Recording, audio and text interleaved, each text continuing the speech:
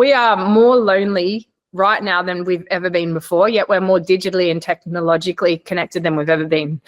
What is the antidote to loneliness? It's belonging. We're hardwired for connection. I've got a friend who's just taken long service leave, and I said, what are you going to do? She said, I don't know. I just can't face work anymore. And I said, what's the problem? And she said, well, I work from home every day. Most of the time I don't talk to anyone because she's single, lives by herself, etc. And I was like, I feel like you're just lonely at the moment. Like, why don't you go to the gym classes that you used to go to, or go for a walk and with your dogs to the dog park and just chat to someone? And I feel like that might start to shift. And the impact of being lonely is now compared to smoking a packet of cigarettes today, in terms of cigarettes per day, in terms of its effect on our physical and mental health.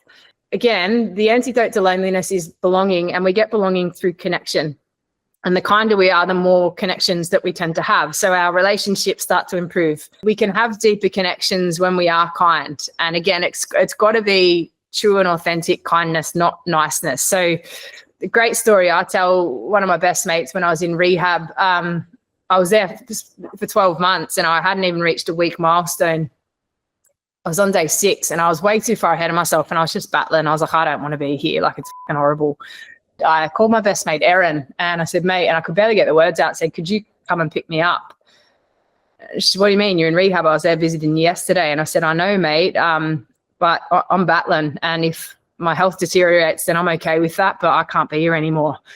And she kind of paused, and I could tell she was battling too, because she was breathing heavy, and she hated that I was in there. And she just said, mate, it's breaking me to hear this way. Like, you're my best mate and there's nothing in the world I wouldn't do for you. You know that. And if I could trade places with you, I would, but I can't, Kath. And that kills me to say, but I'm going to make you a promise instead. I won't come and pick you up. I'll come visit right now, and we're going to hug and do whatever we need to do.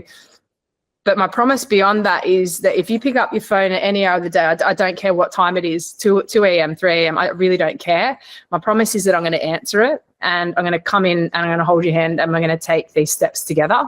You're not alone. I've seen you do hard things. You can get this done. And I always referred back to that because it was one of the most poignant moments of my life, where I was like, that's true friendship to me. And that's kindness in action. Nice in that moment would have been this. Yeah, I agree. It's a hellhole. I'll come pick you up and we'll go wherever we'll go get ice cream and beer, whatever you want to get.